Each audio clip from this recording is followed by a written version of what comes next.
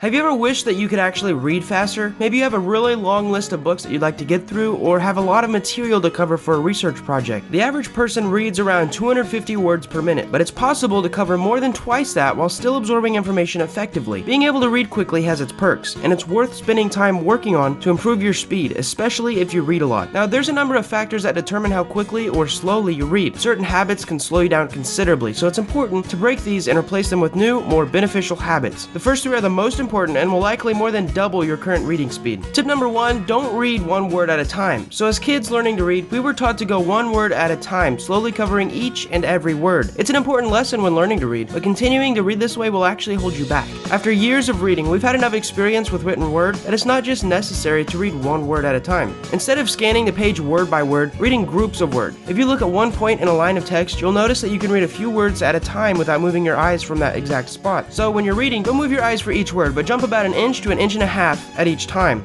This could cover about 5 words at the same time. It might feel really awkward at first, and it probably will, but you can start with a smaller range, covering just 2 words at a time, and then gradually getting up to 5. Honestly, most experts make this way harder to do than needed, and you're actually already probably skipping the words like the and. Tip number 2 is to not subvocalize. Many people have a tendency to say the words that they're reading about in their head, and this is called subvocalization, and it's another habit that will hold you back. This is because your brain can understand the meaning of the words faster than you can actually say them. So if you read without subvocalization, you can read twice as fast, and usually faster. It's unlikely that you'll be able to completely eliminate subvocalization, but you can minimize it in a couple of ways. First, practice skipping words as you vocalize. Consider how you read large numbers. If you see the number 1789, do you say 1789 in your head, or do you interpret it without actually saying it? Skipping small words works in the same way, and it actually saves time. We'll come back to this idea later. Second, enunciate less. Think of skimming through text when you read out loud. You'll start to mumble and then work through the words in this. You can do this in your head as well. You'll also still get the satisfaction of subvocalization, but you can move through the words much faster. Practicing these two things will help you work towards subvocalizing less. Tip number 2 is don't reread. It's normal and useful to skip back and reread something if you realize that you've missed a detail because something isn't making sense now in the story. But rereading or regressing unnecessarily is a common habit where we hop back to a sentence or a couple sentences before and cover the same information a second time. It's often done because we don't trust our brain that we really caught the meaning of what we just read. But most of the time, it did, and there was no need to skip back. Rereading slows down total reading speed, not only because you're going over the same information more than once, but it also breaks the flow of your reading. Stories and articles progress in a linear fashion, and reading through them smoothly helps you get into a comfortable groove where you can just coast along, following what's being said really easily. Every time you stop to reread, you break this flow, and it's difficult to re-establish it quickly. This habit can be a bit tricky to break because we often skip back without consciously making the decision to. We just go ahead and do it. For a while, you may have to consciously focus on moving forward and resisting the urge to reread. Remember that this is just to break the habit of rereading unnecessarily. If you think you really missed something important, it's totally okay to go back and figure it out. These 3 habits are some of the biggest hindrances when it comes to reading speed. Working on even one of them will make a huge difference, and working on all 3 will usually help you become a significantly faster reader. But reading quickly is more than what you shouldn't do. There are a few things that you should adopt that can help you too. Tip number 4 is to guide your eyes. When learning to read, a lot of kids use their fingers to point at each word as they move along. Maybe you even did this yourself.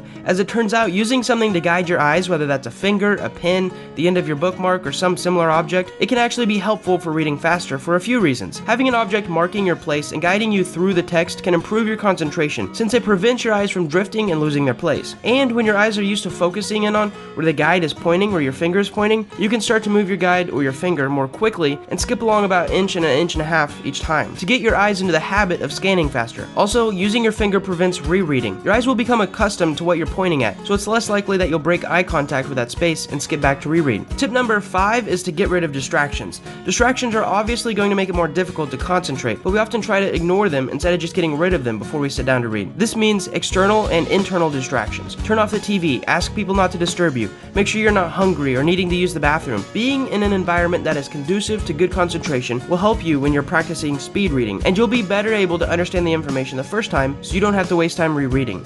Tip number 6 is to skip words. We mentioned earlier that it's helpful to skip words when you're sub-vocalizing, but you can also skip them altogether as you're scanning through text. It's important to be selective about which words you skip though. Not all words are of equal importance. Smaller words are usually less important, and we can usually just skip over them without losing the entire meaning of the sentence. Words like to, the, is, and a, for example, are easy ones that you can skip without consequence. The little words you pass over really add up, and it'll save a good chunk of time if you pay attention to them less. Tip number 7 is to read with a strategy. Approaching reading material with a strategy will save you time by helping you focus on the information that's important for you and leaving what isn't. This tip isn't actually really applicable to fiction, since there are a few parts that don't contribute to the overall story and they can be hard to identify, but if you're reading essays, articles, studies, and other non-fiction pieces, consider approaching them with this method. Start by looking through the whole piece to check for things like headings and bullet lists. This is something that I find really helpful. You can get a pretty good idea of which parts will be most relevant to you based on looking at these. Then you can decide which sections you'll read carefully,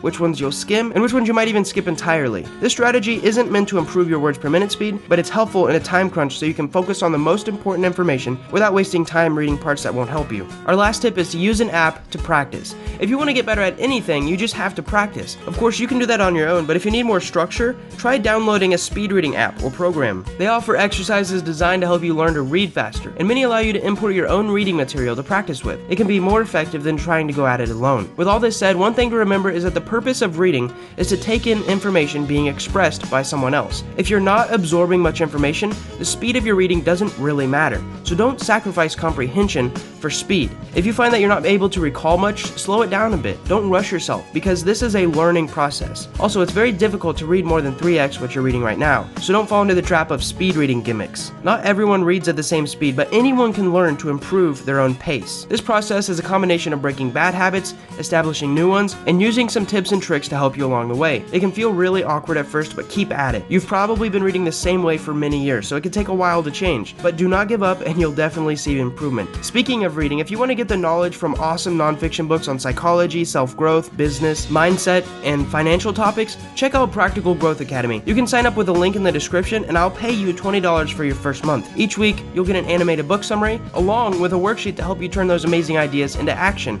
and practice in your life. There's tons of other things that you're going to get. Just click the link in the description and you'll be able to claim your $20 gift card once you sign up and have access to the lifelong discount that's ending soon. Thank you guys so much for watching, and I hope you learned something.